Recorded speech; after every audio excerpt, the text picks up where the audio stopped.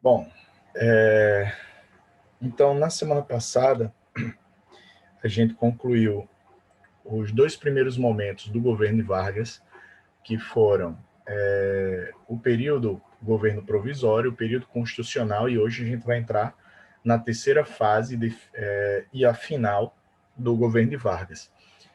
É o período em que, de fato, se estabelece uma ditadura varguista no Brasil, perseguição de opositores, enfim. Então, é o período mais violento, digamos assim, de toda a era Vargas, é o período que há essa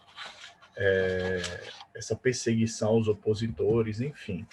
Né? E aí a gente vai entender tudo, o que Vargas fez, que mesmo sendo um ditador, ele foi defendido, foi apoiado por uma grande parcela da população, enfim. Então a gente vai ver o que era, como como o Estado Novo ele foi esse último momento aí do governo de Vargas. Tá? Então vamos lá, deixa eu dividir a tela aqui com vocês.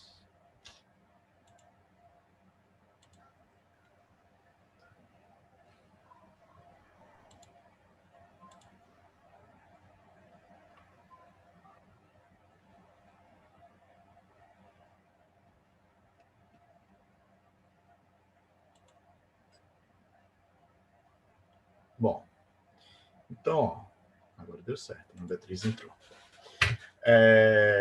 Como eu disse para vocês, só voltar aqui. O Estado Novo, ele é o último período, ele vai de 37 até 1945. Então, é o período em que Vargas mais fica no poder, né? E, como eu disse, vai estabelecer uma ditadura, o culto, a imagem dele é muito forte durante esse período. Então, para a gente iniciar a discussão, para iniciar o que a gente falou, primeiro, quais foram as principais mudanças políticas, sociais e econômicas do governo de Getúlio Vargas? Quando a gente fala de Titio GG, o que é, de acordo com o que nós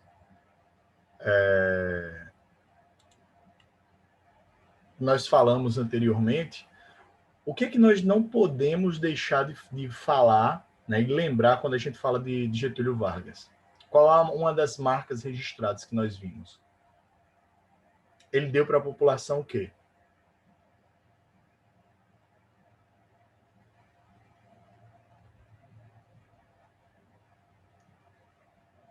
Os direitos o quê? Trabalhistas, pessoal. Então, falou de Vargas, pessoal, lembrem sempre, tá? De trabalhismo, da consolidação das leis trabalhistas. Então, não podemos esquecer. Então, falou de Vargas, associem, lembrem logo aí das leis trabalhistas. Toda aquela legislação que nós vimos e que vai entrar na Constituição posteriormente, que aí durante o Estado Novo, como nós veremos mais à frente. Tá? Do ponto de vista econômico, nós temos uma preocupação, uma mudança naquele momento com um processo de industrialização do Brasil. Lembra que eu disse também para vocês que Vargas vai ser o primeiro a pensar de fato um processo de industrialização para o Brasil, como uma política pública de fato. Porque Rui Barbosa, quando pensou lá atrás na política do encilhamento, ele simplesmente só facilitou o empréstimo, certo? Mas Vargas não, ele transforma aquilo numa política pública, então dando toda a infraestrutura que a gente vai ver também um pouco agora. De que maneira Vargas exercia o controle sobre as forças políticas e sociais do país? Então lembra que ele utilizava, durante o governo provisório, os interventores, que eram pessoas que o tinham apoiado de alguma maneira nas eleições e que passaram a governar aqueles estados que tinham feito oposição a Vargas na eleição de 1930. Então, era a maneira que ele tinha de controlar as forças políticas e sociais do Brasil, né? Quais foram os pilares do processo de modernização econômica do país? Então, quando a gente fala também de Vargas, e nós vimos isso na aula passada, o processo de defesa da industrialização, que eu falei para vocês, tá? É um deles. E o outro, também que eu falei para vocês, lembrem, tá? Que ele começou um processo também de diversificação da agricultura no Brasil. Então, a ideia dele era de que o Brasil não ficasse dependendo exclusivamente do café, tá? Então, ele vai querer diversificar a pauta de exportações agrícolas do Brasil, tá? E também vai investir na estruturação da indústria brasileira. Aí, os dois últimos pontos é o que nós veremos ao longo dessa discussão sobre o Estado Novo. Né? Que estratégias foram usadas pelo Estado Novo para a construção do mito de Vargas e como ocorreu a participação do Brasil na Segunda Guerra Mundial.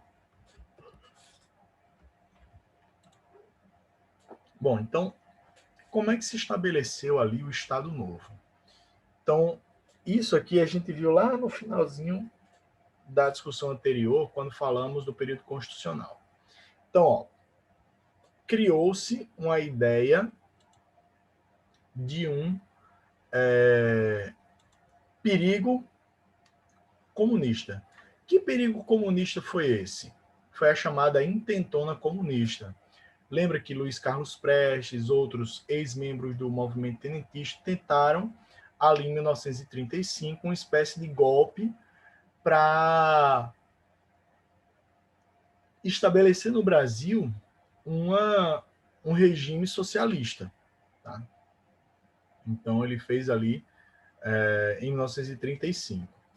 Em 1937, Vargas, com auxílio do Exército, da mídia, ele divulga um suposto documento, uma fake news, na verdade, de que as potências socialistas estavam se organizando para dominar o Brasil, para invadir o país. E aí esse plano de invasão é o que ele vai chamar de Plano Cohen. Tá? Isso vai criar justamente essa atmosfera de pânico. Imagine aí, se hoje, 2018, 2019, nós vemos pessoas que têm medo do socialismo, do comunismo, que é uma coisa que é praticamente inexistente hoje, né?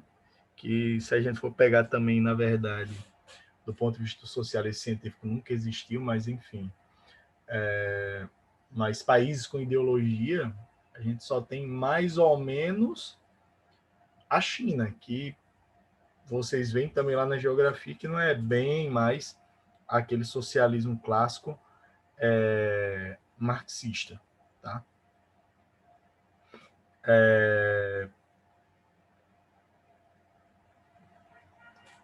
E aí é justamente o que ele precisava para estabelecer o golpe de Estado, que é a Revolução de 37, como ele chama, né? A chegada do Estado Novo ali em 1937. Tá? Então, deixa eu só parar aqui para a gente continuar. E aí, Titio GG, para variar, do mesmo jeito que ele tinha feito em 1930, quando chegou ao poder, ele revogou a Constituição. Tá? Então, isso ele fez lá em 1930, revogou a Constituição de 1891 e ficou um tempo sem constitucional, aí vem a Revolução Constitucionalista Paulista de 32 e em 1933 ele estabelece, ele aprova a nova Constituição, né? Mas aí, quando ele vai para o Estado Novo, aquela Constituição de 34, ela era muito democrática, e o que ele estava em mente, o que ele tinha em mente, era uma ideologia um pouco mais autoritária, né? Então, em virtude disso, ele revogou a Constituição e ele outorgou uma nova Constituição. E aí, lembrem, pessoal, essa nomenclatura, ela parece irrelevante, mas ela é muito importante, tá? Vou meter na clara aqui, pronto. Por quê? Porque outorgada significa dizer que ela foi imposta, certo? Quando ela é promulgada, é porque houve participação popular, certo? Então, há essa diferença aí entre essa nomenclatura. E por que eu estou dizendo que é importante isso, certo? Porque significa dizer, é um reforço à ideia do autoritarismo de Vargas, né? Porque se ele está outorgando, ele está impondo uma Constituição, certo? Então não há uma participação popular, então ele está excluindo a população das decisões da Constituição. E aí, essa Constituição ela foi baseada na Constituição da Polônia, como tem dizendo aí, tanto que popularmente ela ficou conhecida como a Constituição Polaca, certo? À época, a Polônia já tinha uma influência considerável do nazismo, e em virtude disso, tinha mudado sua Constituição e tinha proposto uma lei extremamente autoritária, tá? Que a gente vai ver nesses próximos pontos. Vamos lá. Garantia ao presidente o direito de expedir decretos-leis. O que é um decreto presidencial? Um decreto ele só vai determinar, por exemplo, um decreto ele não tem força de lei. A lei é uma obrigação. O decreto ele é uma sugestão. É tipo, ó, a gente vai seguir, né, segundo a lei, então a gente vai seguir, né, essa linha aqui. Então, o decreto ele é algo que é temporário e ele não tem força de lei. Só que a partir do momento que ele tem um decreto que é lei, ele está colocando o executivo no mesmo patamar de qual outro poder?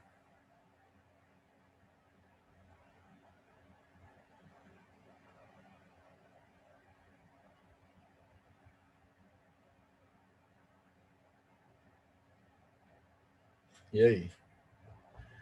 O presidente era que poder dos três?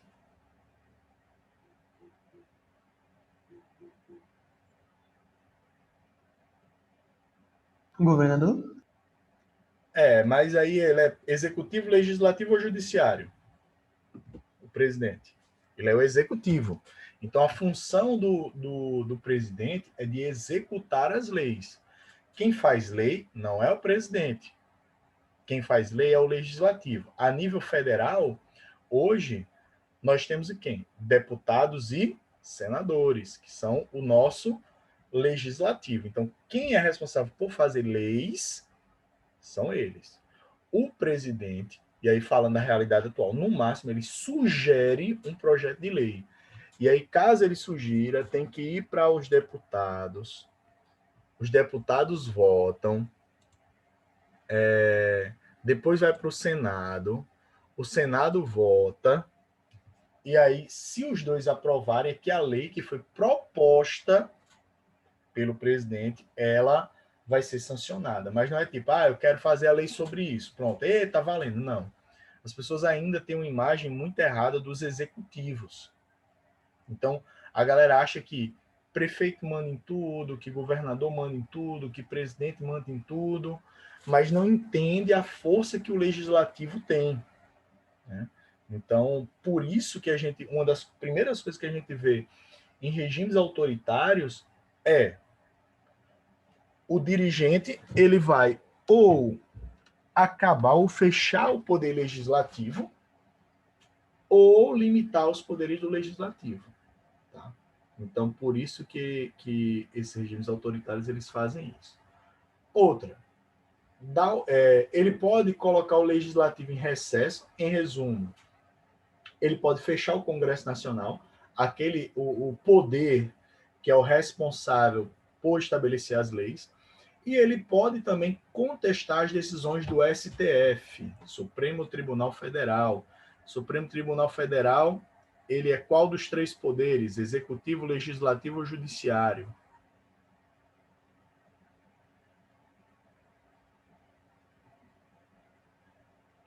Isso é básico. Vamos lá, o Supremo Tribunal Federal, eu já falei, o Executivo é o presidente, Legislativo, deputados e senadores, então sobrava só o Judiciário. Então nós temos juízes do Supremo Tribunal Federal, ministros do Supremo Tribunal Federal, né, Judiciário. Então, teoricamente, e isso vocês veem tanto na história como na filosofia, os filósofos ali do contrato social, do iluminismo, eles pensaram a ideia de uma tripartição do poder, que é a dividir executivo, legislativo e judiciário, que antes, no sistema absolutista, tudo estava concentrado nas mãos do monarca, do rei, tá? E aí agora não, está dividido. Qual era o objetivo? Para que não houvesse abusos de poder, tá? Mas ele poderia contestar, ele poderia se colocar até meio que acima, né, do Supremo Tribunal Federal. Coisa que, por exemplo, hoje o presidente não pode fazer. O que o STF decidir, meu amigo, já era. Certo? Então é isso. Outra. Os estados voltam a ser governados por interventores, que eram pessoas da, é, da, da confiança de Titio GG, certo? Lembrando que eles tinham existido na época do governo provisório, aí vem o período constitucional, deixa de existir, e retorna ali no período do Estado Novo. Suspensão dos direitos individuais e políticos, como direito de reunião, opinião, greve, ele acaba com todos os partidos políticos do Brasil. Então, deixa de existir partido político no Brasil, até porque quem manda em tudo é ele. Certo? As pessoas não têm direito de reunião, de greve, de opinião.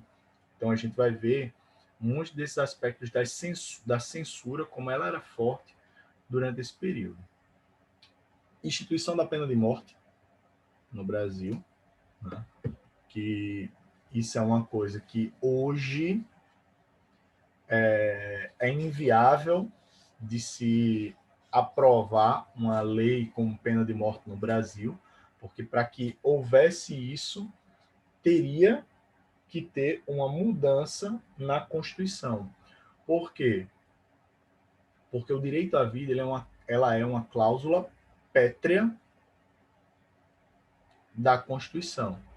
Vocês têm que estar familiarizados com esses termos, tá? Cláusula pétrea, porque assim, tem coisas que você pode mudar na Constituição, que pode retirar, que pode dar uma nova leitura, né? Mas as cláusulas pétreas são cláusulas básicas que não podem ser mudadas por uma PEC. Então, o direito à vida é uma cláusula pétrea hoje da Constituição brasileira. Então, não pode ser retirada, só se fizesse uma nova Constituição para o Brasil. Anulação de todos os hinos, bandeiras estaduais e municipais para criar um mito formador unicamente nacional. Então, nós só temos bandeira do Brasil, hino do Brasil, né? Então, os símbolos eles passam a ser nacionais, certo? Tanto é que acabou enfraquecendo muito, né, o regionalismo no Brasil. Tipo,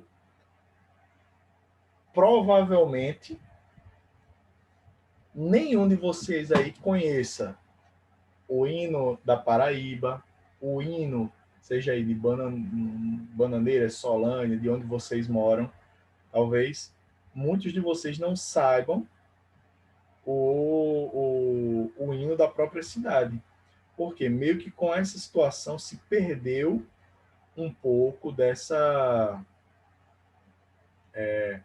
sentimento de pertencimento a um lugar, né? A uma localidade.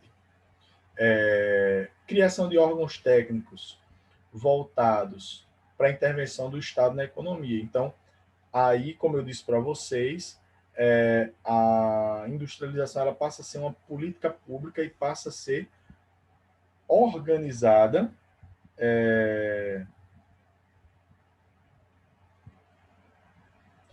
passa a ser organizada e estimulada e estruturada pelo Estado.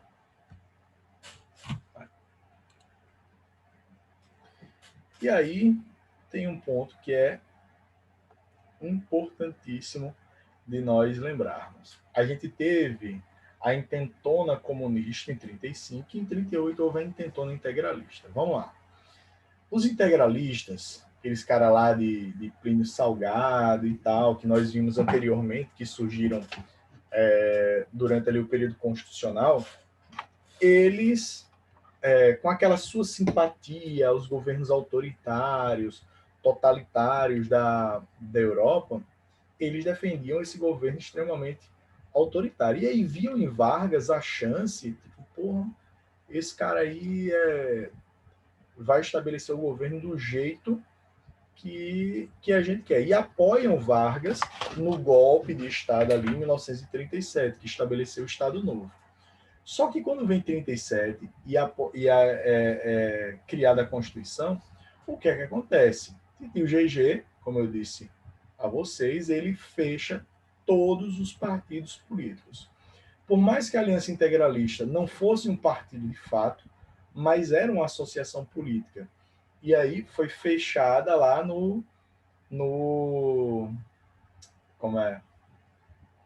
nesse mesmo momento. Os caras se revoltam, os líderes e tal, Plínio Salgado, e organizam uma reação e resolvem atacar o Palácio da Guanabara, que era a sede do governo do Brasil. Lembrando que a época, a gente está falando de década de 1930, a capital do Brasil ainda era o Rio de Janeiro, né? Só em 61 é que vai para Brasília. E aí eles atacam, né, o Palácio da Guanabara. Óbvio que são relativamente facilmente reprimidos pelo Exército Brasileiro, e o líder da intentona aí, dos aliancistas no Brasil, foi preso e foi exilado, foi expulso do Brasil.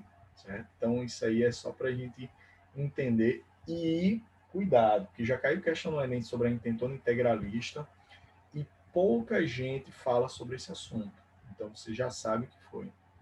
Foi uma tentativa de retirar Vargas do poder, porque ele tentou fechar a Aliança Integralista Brasileira.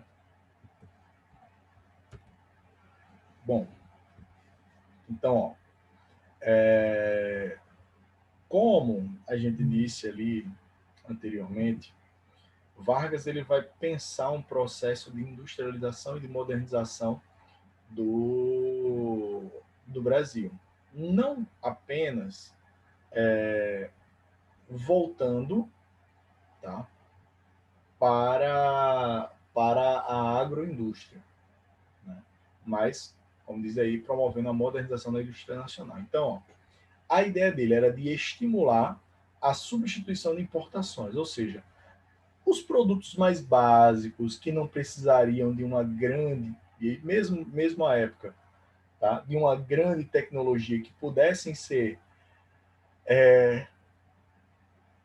produzidos e tal aqui no Brasil, deveria se estimular esse tipo de produção, segundo Vargas. Então, era estimular essa indústria aqui para que as pessoas, para que os comerciantes deixassem de importar dos países desenvolvidos, certo? E passasse a se produzir isso aqui no Brasil. Então, era uma substituição, na verdade, de importações pelo mercado interno, certo?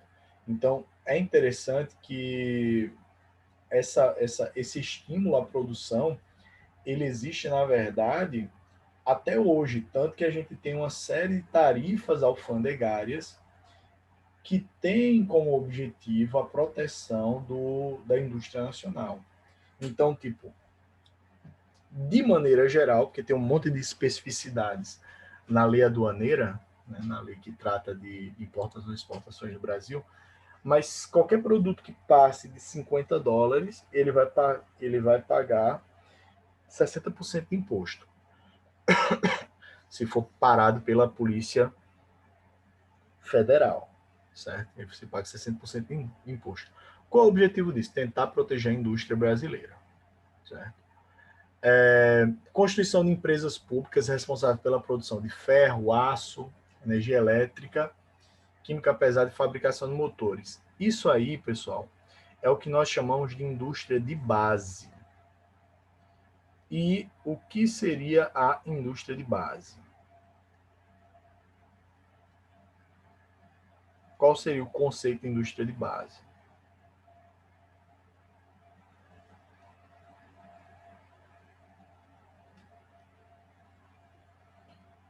A dica que eu vou dar. Falou de indústria de base, pense, tá, que o consumidor da indústria de base, ele é outra indústria. Como assim, professor? Por exemplo, petróleo. Você não chega ali no posto de gasolina e faz, por favor, eu quero um barril de petróleo. Não, você vai comprar derivados de petróleo. Você vai comprar gasolina, você vai comprar diesel, você vai comprar É plástico, você vai tipo comprar... indústria de matéria-prima? Falaram bem baixo, só isso tem matéria-prima. É tipo indústria de matéria-prima? E isso, exatamente. Né? Então é justamente isso. É aquela indústria que vai trabalhar com a matéria-prima, com a extração, muitas vezes,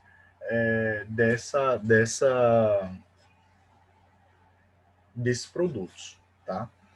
E aí também a gente teve uma sorte grande, que foi a Segunda Guerra Mundial. Azar para o mundo, em parte sorte para o Brasil. Por quê? Porque a Europa foi destruída, os Estados Unidos tiveram que se adequar ao esforço de guerra, né? E aí, naturalmente, a produção mundial cai. E aí o Brasil acaba focando principalmente no que precisava naquele momento, setor siderúrgico e exploração do petróleo. Porque o setor siderúrgico, fabricação de aço e ferro. Vocês já pararam para imaginar o quanto de ferro, o quanto de aço foi usado na Segunda Guerra Mundial? A quantidade de navios, aviões, tanques, armas, canhões que foram utilizados na Segunda Guerra. Imagina a demanda que não havia por ferro e aço durante esse período. E aí o Brasil ele vai aproveitar essa onda da Segunda Guerra Mundial e vai surfar nesse processo aí. E aí, segundo a historiadora Maria Celina de Araújo, o Brasil deixava de ser um país eminentemente agrícola, dependente exclusivamente do café, para entrar na rota do mundo industrial. Realmente, o Brasil ali, com Vargas, ele começa a desenvolver a indústria. Óbvio que o Brasil ainda hoje é um país extremamente dependente da agroindústria, né? Mas nós já temos um parque industrial tecnológico muito desenvolvido. Então, o Brasil exporta desde soja a aviões. Né? Então, é uma variação muito grande. Beleza? Então, ó, quinta-feira, certo? A gente continua a partir daí, a gente vai ver o trabalhismo e o populismo de Vargas, tá? E próxima semana, eu vou colocar, segunda-feira, vai estar à disposição para vocês a atividade, a prova, né? A nossa avaliação. E aí, só um detalhe: eu não vou colocar Vargas, eu vou colocar só República Velha, tá? Porque talvez não dê para terminar quinta-feira e para não passar uma coisa assim, de qualquer maneira, eu prefiro, tá? Fazer uma prova só com um assunto, só com República Velha, e depois a gente faz algum trabalho, alguma coisa em relação a Vargas. Tranquilo, pessoal? Então, aguardo vocês na quinta-feira. Tá bom? Tchau, tchau.